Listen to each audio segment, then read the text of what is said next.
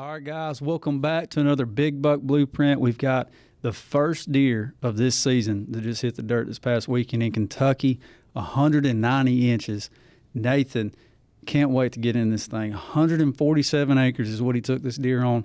He's taken a lot of other good deer, but we're about to get right into this thing. This podcast is brought to you by Rocky Boot. We appreciate them for being a partner of ours, but can't wait to get into this thing and hear his full story. I mean, you think of that. I mean, that's what you think of.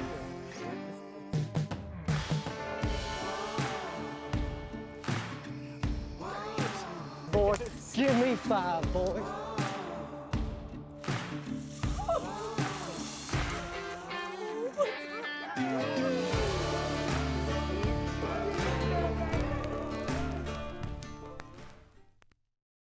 All right, Nathan, can't wait to get into this story, but you are the first deer of this season to hit the dirt. So can't wait to get into this. We've been covering all these old bone, all this old history of old deer, and so it feels good to be able to get some fresh meat back up here. So we appreciate you for getting on. How you doing today? I'm doing pretty good. I appreciate y'all having me. Feels pretty good to get on one of these, talk about this giant I killed. And I hear you killed pretty good, lot of good deer. I've killed a couple good ones here. I've had a good stretch of luck here the last, I'd say, 4 seasons probably. It's been pretty good. I'm 100%. I'm grateful. But, the years prior to that, I had pretty much of a cold streak. So it feels good to get rolling on some good deer. And you're young, so but to get, like I told you earlier before, to have one 160, one 170, you're doing something, but you've got a couple of them, and then now you've got this 190 under your belt. So you're doing something right. And the goal of these podcasts is just to talk about it, talk about the story of it, talk about how you're doing it, how you're making it happen. And so that's what we're going to get into today. But kind of a little backstory on you. So what you do for a living? I am a industrial maintenance. I work in industrial maintenance at Cormuse Black River at the mines. I work underground, about 800 foot underground every day. Man, it's kind of weird, but that is so weird. So what exactly are you doing down there? Y'all are mining for limestone. It's like limestone. We send the limestone outside, and then when the limestone goes outside, it gets sized and cooked and turned into lime, like actual lime that you put on field and stuff like that. And it's in everything from your deodorant you put on every morning to the TVs you watch every day. Wow. It's kind of cool everything that it's in once you get into the industry of it. Watching what everything it goes into is kind of crazy. That's pretty interesting. So when it comes to hunting, are you deer, turkey, specifically deer, whitetail, or what do you do at all? Yeah, whitetail deer is always that's where I kind of got started, and then it kind of went into turkey, and then went into the duck, and I really don't stretch much out of those 3 categories because my limited time from for hunting anyway. Right. Well, but whitetail deer kind of started it all for me. That's your passion. I can feel you there. So, who got you into hunting? Me and my papaw used to go out, and it, back then it was hunting to me, but now it's not. We used to go out in his truck, pull up, watch a power line during rifle season, just out there with your papaw was what, kind of got me into it. Just, being out there with him during hunting season every year. And, once he started to slow down and I started, grow the passion for it, I started picking up a bow and, started, kind of watching people bow hunt on TV and stuff like that. And then once it turns into reality, it really gets, you start learning all the little things that you're doing wrong, and you learn how to do them right. So that's right. So I'd say you're more of an archery hunter than rifle. Yeah, I can't stand to pick up a rifle, and I'm not knocking anybody that does, because it's a trophy's a trophy. But no doubt. Once you kill a couple deer with a rifle, then you're like, oh well, I'm going to go to killing deer with a bow. And once I'd done that, I went on a 3 or 4 year cold spell, because it's a challenge, man, and it's a trophy in itself to take a deer with a bow.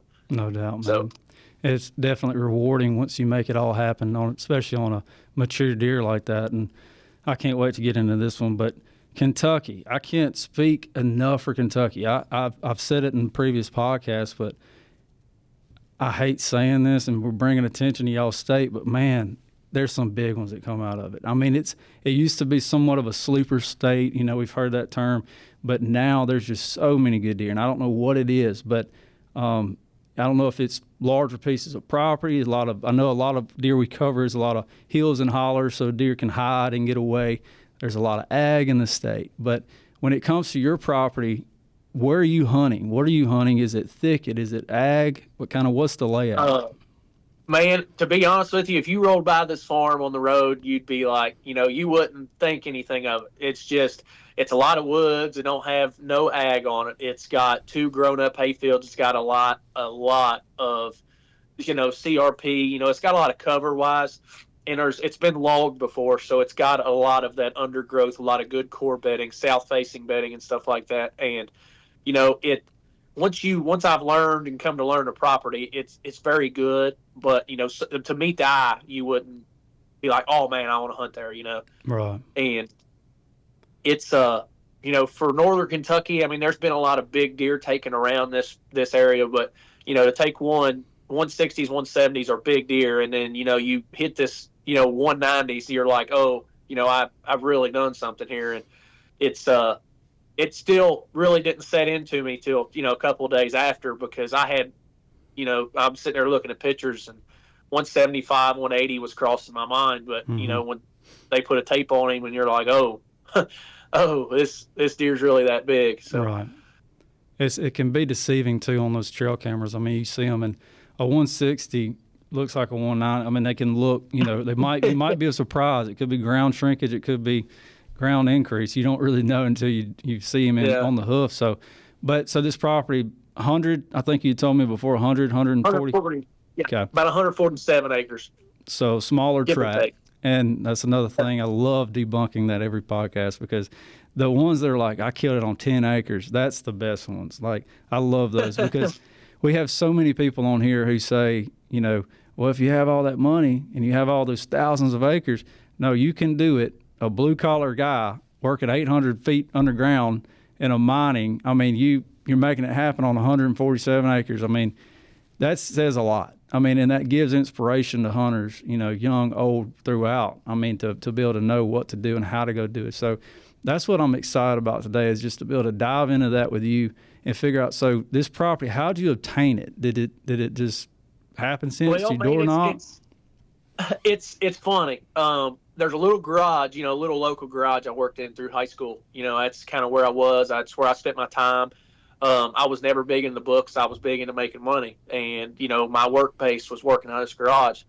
Well, this farm behind, where I worked at ended up, kind of bouncing back and forth and getting sold a couple times. And me and the guy that bought it, ran into each other and just kind of got talking. And I got talking, about wanting to do get me a farm to hunt and this and that, because, hunting's turned into this, bidding war, especially around me, because of, the amount of big deer it's been taken. And at the time, I didn't have a whole lot of, money. I was still in high school working and stuff, but, we came to an agreement, and I obtained the farm then. And, once I got into working, me and him got this, long-term lease figured out to where it's been awesome, because I am able to manage and do whatever I want and grow deer on this farm, the right way.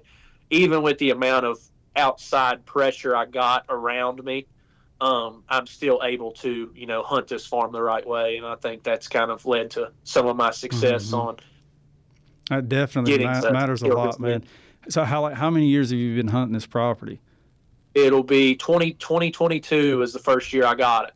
And see, and that's another thing. Sorry again to cut you off, but just this stuff excites me. I love it. This is just another thing that, a lot of people talk about. Yeah, when you first get that property, you always, it seems like 80-90% of the time, you have a good deer on it, especially if it's virgin ground. It ain't really been hunted. And then, they take that good deer, and then a lot of people don't put in the work and effort to keep growing the deer, which is important. And considering you've hunted it now for what, since 22, you said? So, I mean, that's time enough to say that you grew this deer, potentially. You had experience with him. You had history with him. So, it's not like you walked in on this land and then you just took the biggest deer there. And then, so that says a lot. I mean, it does, because, especially on these smaller tracks, and it's easy to do that. These suburban areas, it's easy to do that. But and it's kind of hard to manage them. But if you have a decent size like that, 147 acres is decent. You can manage it. You can put time in, which is very important. But so on this food plots, what are you planting? You doing anything? Man, to be honest with you, I am very, very big on hunting acorns. Hunting acorns in October has always been my thing. And, learning these deer, their bedding areas and how their travel patterns and, where are they going to get water most of the time and where are they going to bed in the evenings, where are they bedding in the mornings, like that's what makes a lot of this fun to me. Deer hunting is, you learn the deer. You don't just put a trail camera up, put a corn pile out and be like, hey, he's showing up at my corn pile. Like learn, is he bedding here? And then where's he going? Is he bedding and is he going to food? His first food source, and he's coming back through you to your secondary food source, and he's going back to bed, or that's how I like to hunt. There's not much ag on it. There was soybeans on it 2 years ago. There was corn on it last year, but it's not very much corn. What it makes like it's not enough to where that this is what they're doing. And this year there was nothing on it, so it kind of threw me for a whole whirlwind because I'm like, this deer uses this as his primary food, and now his primary food's gone. And he's still here. What am I going to do? So, this year was honestly a bigger challenge to kill this deer than what it should have been. Right. Definitely. Woodsmanship. I mean, that says it all. I mean, that's how the Indians did it back in the day. They figured it out. They had a trail, rub lines, acorns. They used God's creation of food source. They didn't plant. A lot of people do all kinds of stuff. Mineral only, corn. Nothing against any of that stuff. And I know that's how you feel too. Whether you shoot it with a crossbow, rifle, whatever, if it's ethical, do it. But I love that approach about it because that does show that you are the real deal on that. And you putting in the time and effort because that takes a lot. It takes a lot of off-season scouting, going in during the, right after season, peak postseason and figuring out rub lines, figuring out scrapes and bedding, sheds, everything. I mean, you put in the work to figure out where these travel corridors are, which is important.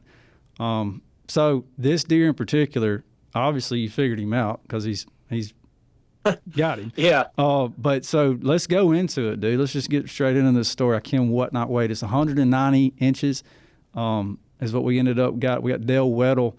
He's one of our old timer scorers for Buckmaster scoring system, and he scored him just yesterday. So this is hot, fresh off the press. Let's get into it. I can't wait.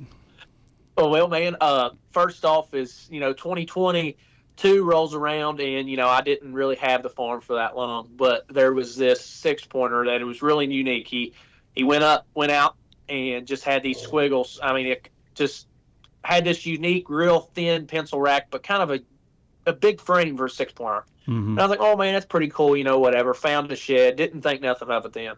Well, 2023 rolls around and I get this deer and he's an 8-pointer, same thing. And he got this big frame that just stops all of a sudden, and it just pencil racked the whole way up. And I was like, man, I said, I'm going to call that deer Sticks. That's just was kind of, it was something funny then. That's just what it was. 2023, he was everywhere. I mean, on every camera, every time you'd sit, he'd come in there running the nose off, spikes off, just that average 2.5, 3.5-year-old deer that, doesn't really pay much attention to what he's got going on.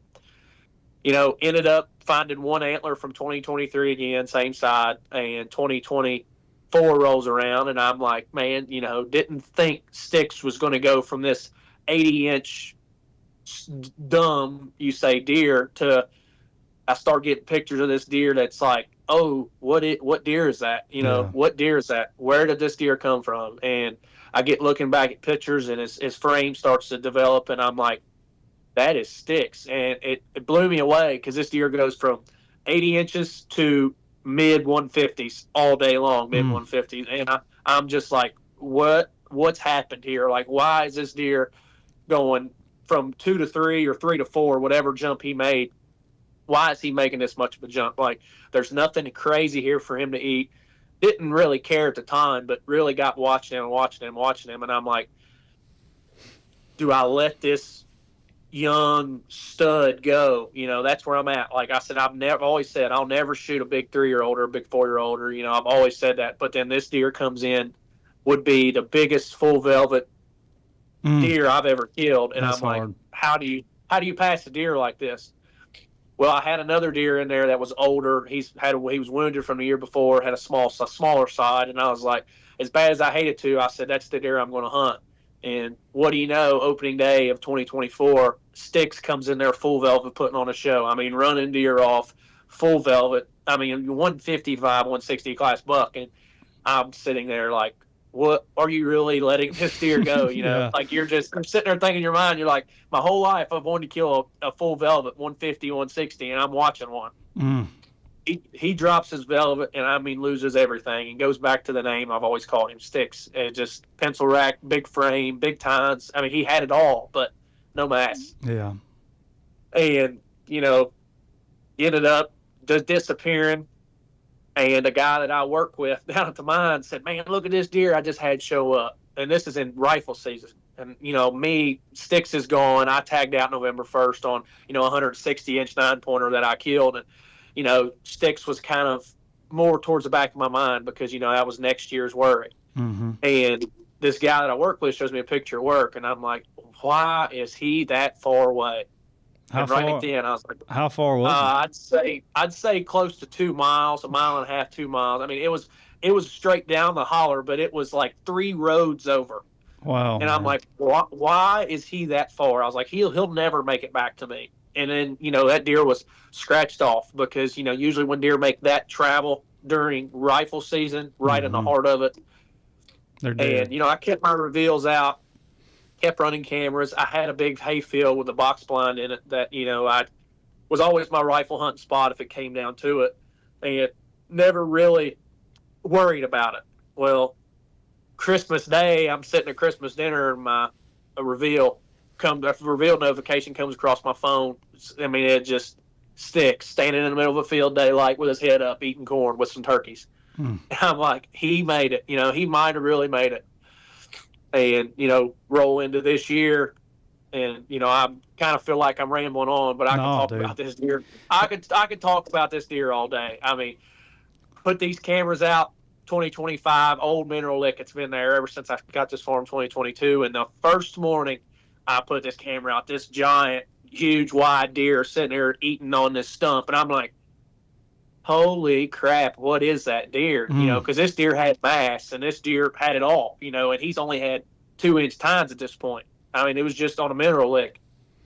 Well, I mean, the season progressed and he just grew and grew and grew. And I'm just like, oh my God, like Sticks has turned in because he had these real distinct kickers on his base. And, you know, he gets a little drop tine on his left side. And, you know, he just continues to impress and impress and impress. And then, you know, the hard work kind of set in on figuring him out. Because he was by far one of the harder deer I've had to figure out. It was just insane. I just like on my edge right now. I'm like, the discipline you had, man, to be able to pass that says a lot. I'm just trying to figure out, and I don't understand because I hear so many times people talk about this. I wish I had a kind of scientific knowledge of it, you know, understanding of why they do it. But why do deer make that jump? Why from 2 to 3 or 3 to 4? And then it seems like once they hit that 6-year-old, 5-6-year-old, they're stagged out. But, you know, why do those, though, they make that incredible jump from 2 to 3? I mean, sometimes it could be 40 inches, it could be 80. It just really depends. And, I think a lot of it depends on obviously the food source that they're getting. But what do you think was why did he do that on your place? Was it your mineral you had out? Was it just acorns? Was it, what? Man, I run, and, you're going to make fun of me, but, I'm a country boy from way back. And every winter, I got this mineral hole. I throw a salt block in it. And this might be stupid. I throw a salt block in it. I run Lucky Buck all year long. I've always loved it. But, that a salt block and a bucket of Lucky Buck is kind of like my capping the year off for these deer, giving them something to go to.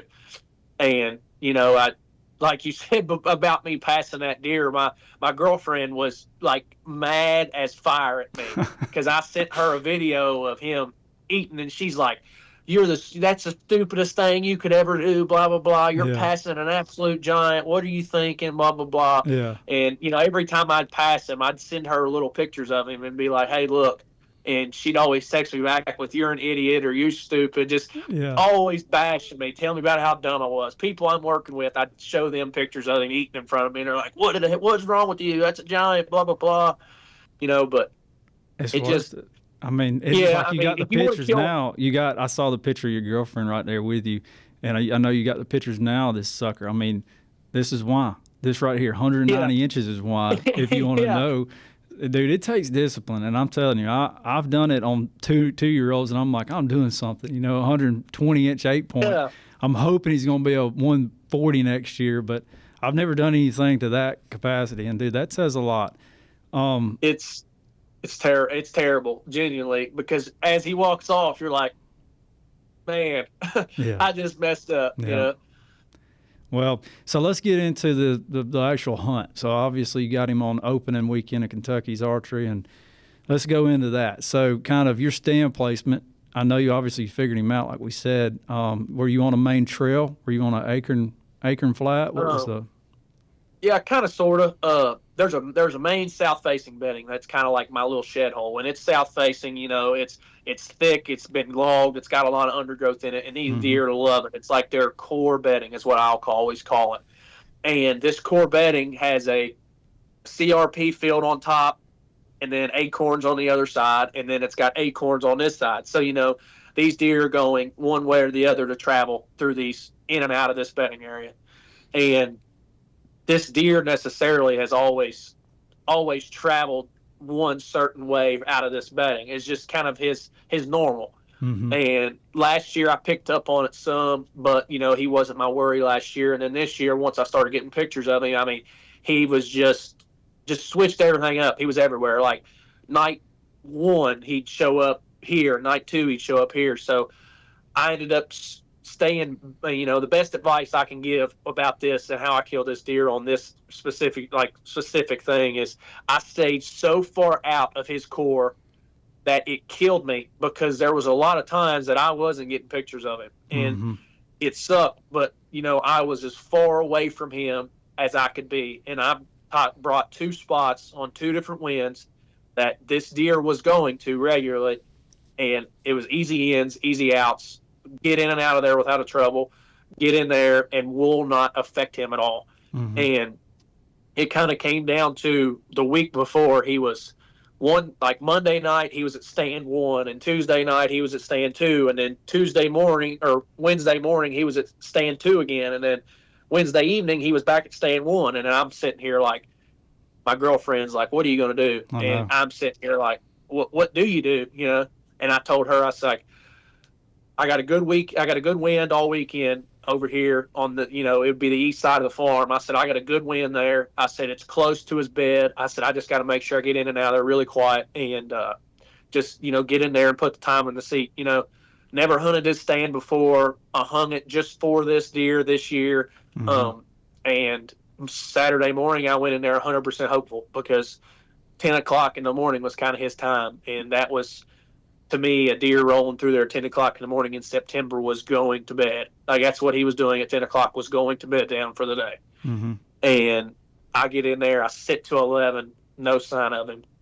And my girlfriend Chloe, she said, you need to go to the other spot. And I said, I'm going to end up jumping over him every time. And I said, I'm going to ride this out all weekend. And I said, I got 3 days off next week. I said, I'm going to stick true to this spot this weekend. I'm going to go to the next. And, the evening got here, and it just kind of all unfolded perfectly. I'm sitting there, and deer's coming in the normal. I had probably a 140 class 9-pointer come in, and a bunch of nice young bucks were coming in. This is all early. It was early movement with the weather, and he decided to work its way off. And I had 2 deer I watched go bed down close to me. I'm like, man, like, it's just me telling me, like, these deer have no idea I'm here, and that's the best feeling ever.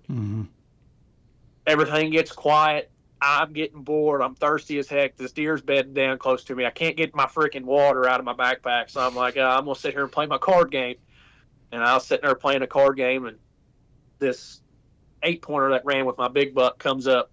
And the night I went in, I took a pole saw. It's kind of funny. I took a pole saw in, and I was clipping limbs with this little pole saw I bought from Dunn. It was a little cheap thing, but it was working. Mm-hmm. And when after I clipped them, I laid my pole saw at the base of a tree that I'm hunting in out of this, the hang on I was in.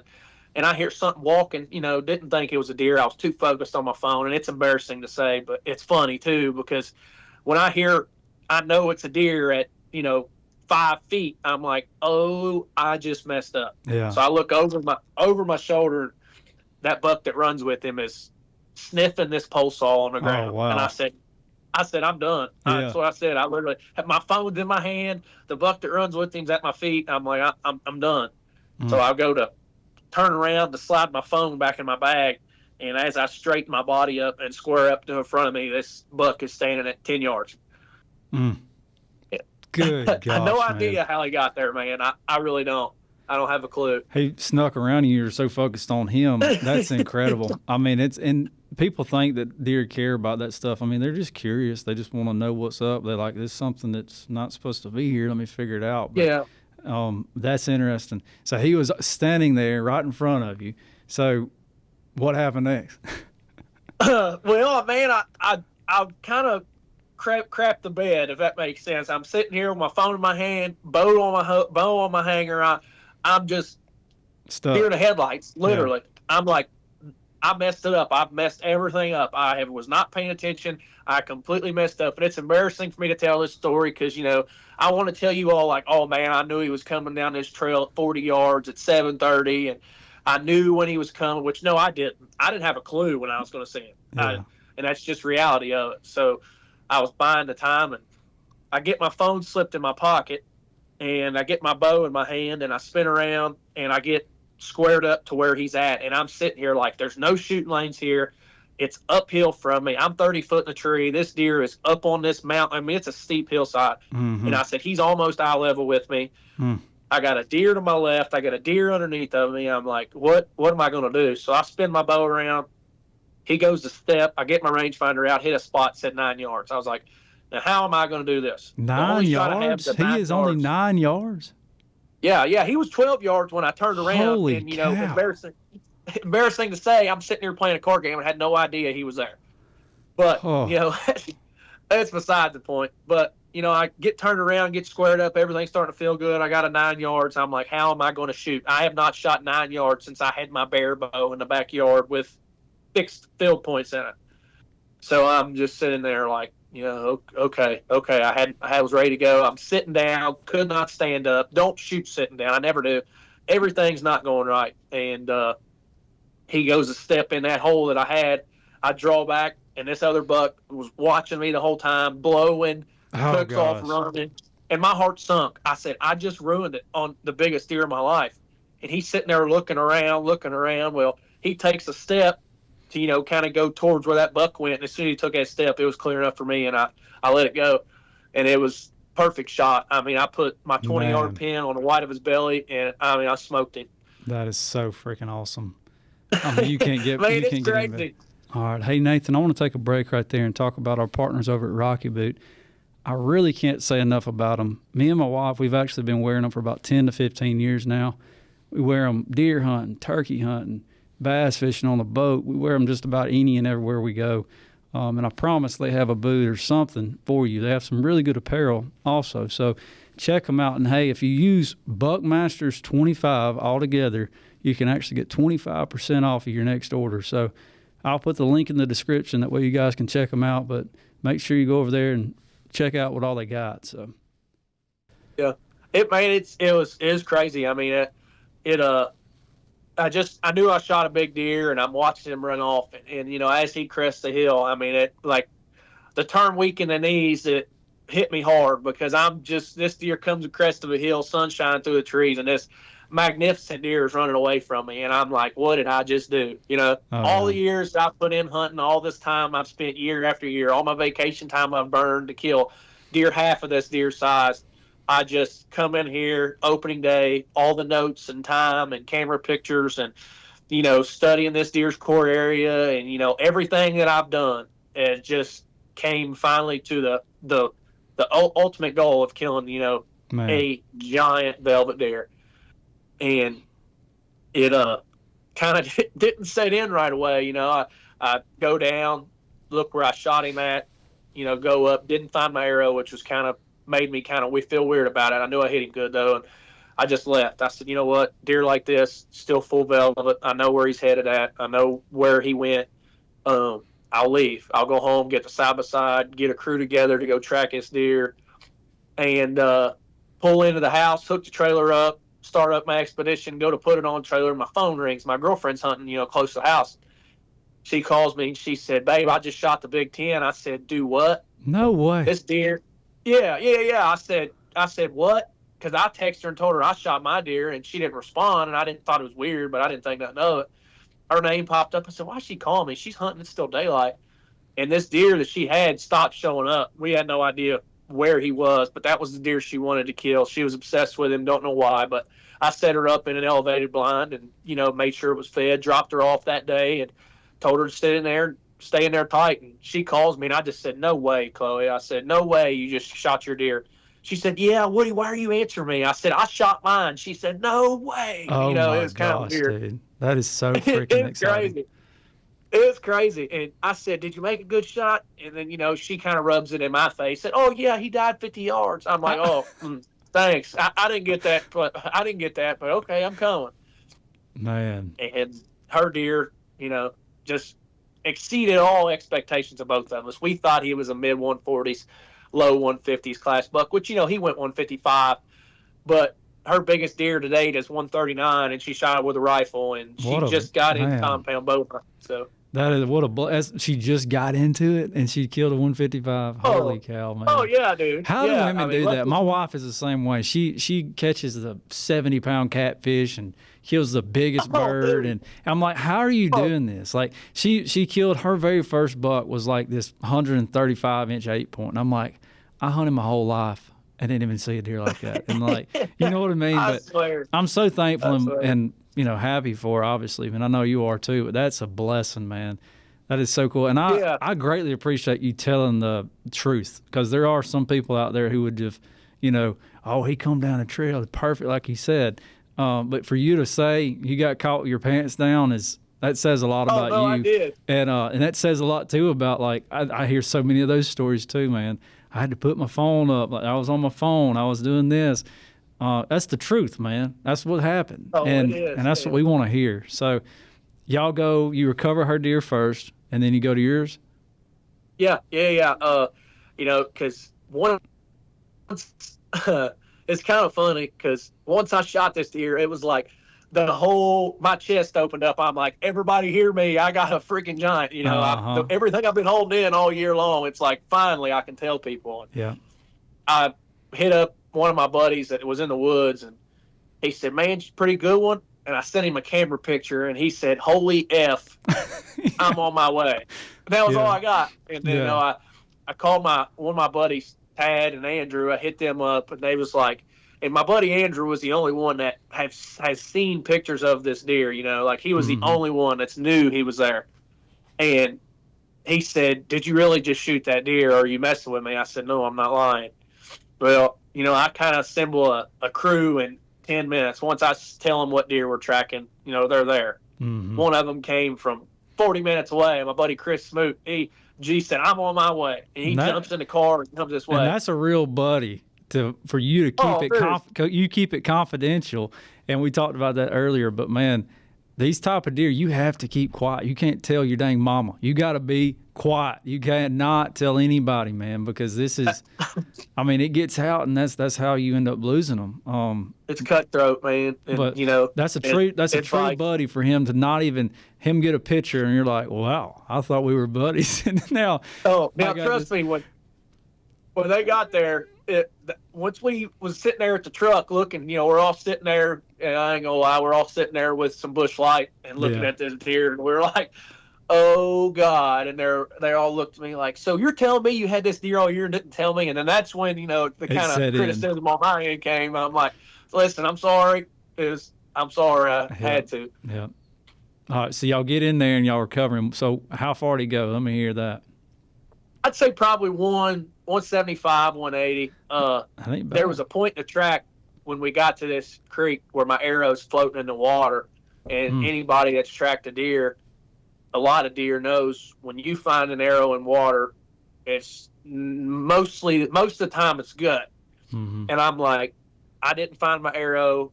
I buried my arrow inside, like on the side I seen. So this arrow cut back and went guts, and then my heart sunk. I'm like, I had a bad ricochet. What happened? Where is he hit? Why did his arrow just fall out? Why did it not pass through? You know, and all this stuff's rolling through my head. I'm actually sitting like a catcher on a creek rock holding my arrow while everybody's just standing there like, oh, what do we do now? Because I see my Luminoc from 50 yards up the hill, and I said, oh, man, that's him. And I took off sprinting past everybody. My phone light died. I'm just running through the woods, ran into 2 trees. Like, I was dead set to get to this deer. And once I got there, I'm like, you know, everything went blank. And then 45 seconds later, man, one of Chris Smoot's buddies says, oh, crap, Nathan, here he is right here. Like, oh, my gosh. Oh, here he is. Yeah. You know, like, here he is. He just found a doe. Yeah, like, no big exactly. deal. And I just look up. I'm like, are you serious? He's like, yeah. And I crested the mound of the creek bank, and my heart sunk, man. Seeing that, like, this pictures do this deer no justice. And I know that's crazy to say. Like, pictures do this deer zero justice. The frame on him is unbelievable. When I first saw him, I'm like, it's like some people take pictures of deer, you know, to make them big. Obviously, it's all about the long arm. It's all about the angle of the dangle, all that you hear. And I mean, it's true. But this deer, I looked at that picture and I'm like, wow, he's not. And then I'm like, well, he could be holding it this way. And I'm like, no, that's the deer. Like that truly is how wide and big this son of a gun is.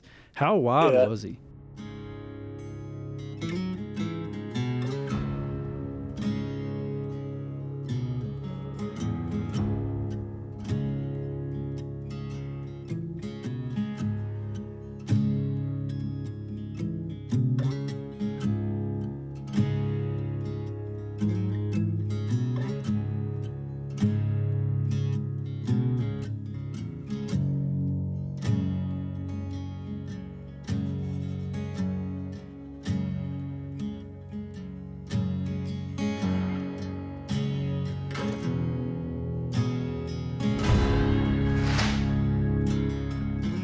.25 3/8 inches. My gosh, dude! And your old scorer told me that. He said, "Well, the last deer that I scored this wide was out of a high fence farm." So you know that made me feel good. That is crazy, man. I mean, 25 inches wide is unbelievable, and 190 inches. And again, Dale Weddle scored him. Dale's scored so many big deer for us. He's such a great guy. He is really one of the OGs for Kentucky. We've got some other really good scores in that area, but Dale he covers the big ones for us for sure, or partly of them. But man, I can't get over that. That's a hell of a story. I could ramble on for days, man. I'm bad about it. I love to talk, so you know. I mean. No, we want it. This is it. This is why we do it, man. I mean, just to talk about it, talk about the story of the deer. And you said everything. You said the real truth, what happened, the raw emotion, everything about it, your history with it. That's what we want, perfect to a T. So I can't thank you enough for sharing that. I mean, there's so much that comes from these podcasts, and, you know, people can take little snips here or there, you know, from each one and kind of work it and put it in their own way. And it doesn't matter if you're in, you know, Mississippi or you're in Montana. I mean, a whitetail's a whitetail, and for the most part, they all have the same traits, you know, and the same ways they do. You got to learn them, man. I mean, you got to understand them. Yeah, you got to understand them, and that's the best advice that I could ever give. Is, you know, it's not. You can never hunt a bad wind, and you know, if I had to put a list on, you know, what I do is I will never ever hunt a bad wind. Like, I could have a deer showing up every single day at 7 o'clock, daylight, no doubter. If I got a bad wind, I won't hunt it. And I just won't. Everybody tells me, like, oh, man, you're crazy, spray down good. Like, no. You cannot hunt a bad wind ever. And you can't step on a deer's toes. And, you know, the less pressure, the better. I've put all that into effect with this deer. You know, my buddy Andrew, me and him are the only people that kind of share each other's stuff. And he said, we done this before because he had a high 180s buck that we hunted there a couple years ago, and he was all over it and never stepped on his toes. And, maybe if he did step on that deer's toes, he might have killed him, but, that's not the right way to me and him. And maybe it is. I can't tell anybody what to do, but I can tell them what I do, and it seemed to work. I mean, I'm sitting at a 151, a 156, a 159, and then a 190. That's my last 4 kills. Yeah. And you're so modest about it too. I do appreciate that. You're not like, oh man, look at this. I killed this. I killed that. Like that says a lot about you too as a person. But to sum all that you just said, your list of things, the one word I'd say is discipline for you. Like you practice it day. I mean, your discipline of letting him go, discipline of just sticking at it, dude. I mean, it's like, it says a lot. But there's a lot of things that we could ramble on, like you said, about. But we covered this story, which is what was the goal of this podcast. And I can't thank you enough for doing that and sitting down with us. And I hate this is your only day off. I guess you're just going to sit tight for the next couple of days. Yeah, man. I'm just kind of enjoying time above the grounds. Yeah. I still can't get over that. You work 800 feet underground. That's incredible. Yeah, it's pretty cool, man. Really. It's kind of nerve-wracking. Yeah, it is. It is. It's weird because it feels like 8 o'clock at night all night, all day long. Like you go down at 6 a.m. and you're there for 30 minutes and you're like it's dark. You work in the dark. The only way you work on something is with a headlamp on your hard hat. And when you go down every morning, you take pretty much a roller coaster ramp all the way down 2,200 feet long, and you ride this thing every morning and every day. I don't know, man. It's normal to me, but that's like cool. Me telling this to you is you're probably like, dude, what the heck does this guy do? I love hearing that. That's cool, man. I mean, it shows about these podcasts, and that was the goal. When I started these things about 2 years ago, we've grown them and they're doing well now, pretty well. I mean, audience that watches it, I think they're pretty much just reoccurring audiences, but I had no idea, what we wanted to develop it into. The goal, though, was to build a share blue-collar workers. That was when I sat down and pitched it to everybody, I was like, we got to get blue-collar workers who do this and make this thing happen. They're the consumers for us. They're the people who are out there, like, feet in the dirt. They're not going to outfitters. They're not doing – they're putting in the time, and they're making it happen. We need these stories out in the public and in the most – new, fresh way, which is digital podcasts. So that was the goal behind these. And you are like, I've said it before, the epitome of, what we want these podcasts to be. Man, I appreciate that. Seriously. We appreciate you and thank you so much. And I hope somebody got something from this podcast, but I guess we can, I guess we can go ahead and conclude it right there. But Nathan, I appreciate it. Continue to grind, get it. Let us know when the next one hits the ground, because we really want to cover it. I hope so. I hope my lucky streak ain't coming to an end, because I've done very, very well. And I sit here and watch these guys like, I don't know, Seek One especially, and Drury Outdoors. I like to sit here and watch these guys, and I'm just like, man, what's a guy got to do to be you? You know what I mean? That's what I don't know. You probably do the same, man. And it's cool to me that you do what you do, because like, when I watch people like that online, like that's where I want to be. And at the end of the day, I'm still the guy going underground. But that's where I want to be. Your own path, dude. I mean, I feel like you're going to break that 200, and I really want to be the first you call. Please, I want to know. I cannot wait to see it. So, but Nathan, I hope so, man. Well, keep it up. Keep doing it. You need anything, holler. And that concludes it. I appreciate it, brother. Yep, ain't no problem, buddy. And that concludes it for another Big Buck Blueprint podcast. We thank y'all for watching. That's it.